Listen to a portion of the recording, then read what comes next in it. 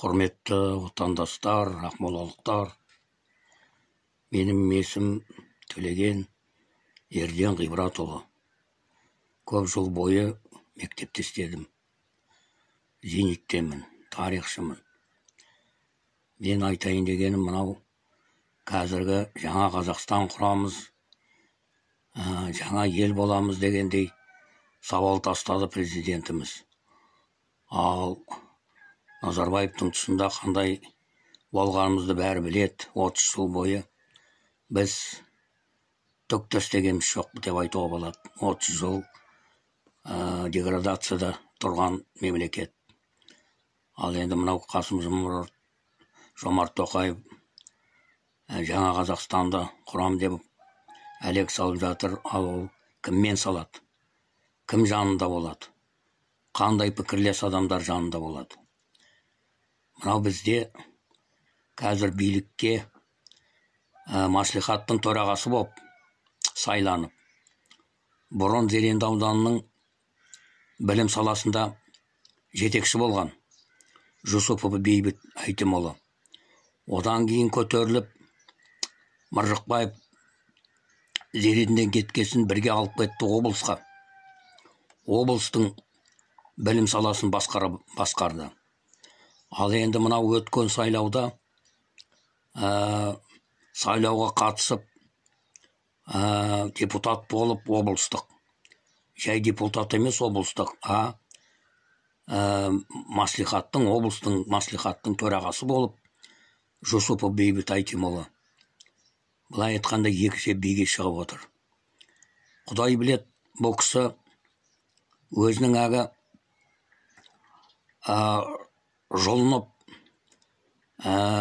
баса көкті басып, анау адал адамды алдындағы тұрған сырып тастап, парламентте болмаса сенатта отыратын күмән туғызбайды. Бейбітті мен ертеден білем, естігенім. Валиханов ауданында тұрамыз біз. Мен өзім Алматыда студентпін. Ағам үйіне келсем, Валиханға ел шулап жатыр. Жаздың басы, ойбай, не болды?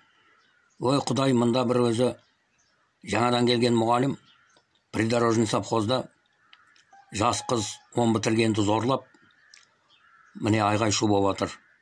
Аудан басшыларының арасында, совхоз басшыларының арасында дегендей. Сондағы аудан басшының білім саласының сол кезде Қапышев Ерден, мынау Сырымбет елінің өкілі. Бірінші секретар райкомы Амиров сол кезде. Исполкомды басқарады Виноградов. Ал енді ішкі істерді РОВД-ны басқарады Пазылтай Қойшыларин деген кісі. Прокурор сол кезде мен білем Садуов дейм. Ешқандай ауылда филиал жоқ, бірақ Валиханда филиал болды КГБ-нің. Оны басқарады Ибраев Сайлаубай. Ал зав. Отделым райкомды істеді Мұқышев Телман. Енді соның қазір тірі Мұқышев Телман 85 жасқа келді, 80 жасқа келді Ибраев Сайлаубай, КГБ-нің бастығы. Солар куәгер бола алады. Мынау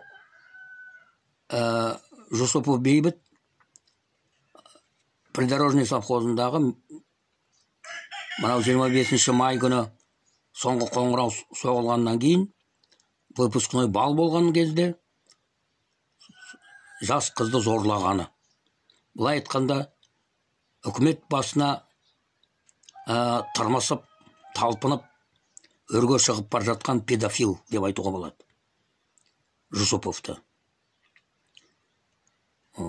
Аудан басшылары Валиханның айғай шу шығартпай, жаңа аудан, дамып кел жатқан аудан, атағы шығып кел жатқан аудан, бірақ соның жаңағыдай жаман жағын жасыру үшін анау зорланған қыздың әке-шешесін көндіріп, қызды Алматыға ма, бір жерге жаңағыдай совхоз арқылы институтқа түсіреміз, стипендия алады, үкімет стипендия береді. Алдап солап, әйтеуір бұл қылықты басады.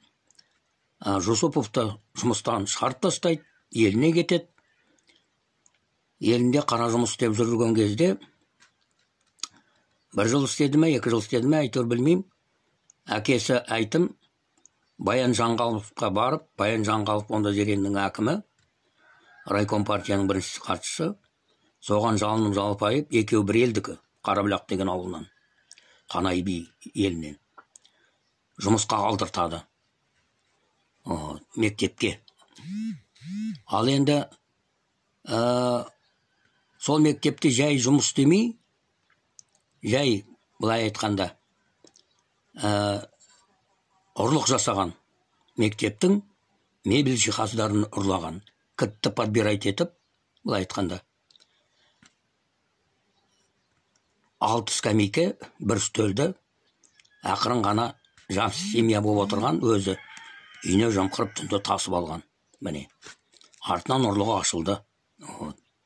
Омыртқаға барған кезде коллектив скамейкенің астын қараса, көтеріп, инвентарный номер тұр екен. Сонда анау коллектив бәрі таңғалды. Масқара ұры мынау екен ғой дегендей. Аудан білім бөлімінің басқарған кезген талай былықтары бар бұның. Талай. Сағадиев әкім болып жүрген кезде, Ербол, бұның мойнына бюджеттен, білім саласында жұмыс істеп жүріп, мойнына біраз ақша мінген.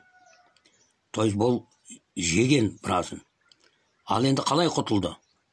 Сағадиев оған айтты, өзің выбарақты өсе дегендей. Оны құтқарып алды Ибраев Серік Карбаевич. Облфинотделдің бастығы. О кісі өзі тексерді Зеренді ауданының білім саласын, бюджетін. Былықбайларын тапты, қаншама қаржы жеген. Артынан жаңағыдай кешірім сұрап, барып жалынып жалпайып, бұл істі 2000 жылдардың басында Ибраев Серік Карбаевич жауып тастады. Егер де бұның қопарса, ол архивте облфинотделдің болу тиіс. Қаншама бұл жеген, қаншама бюджетке қаржыны бұл өтемегені.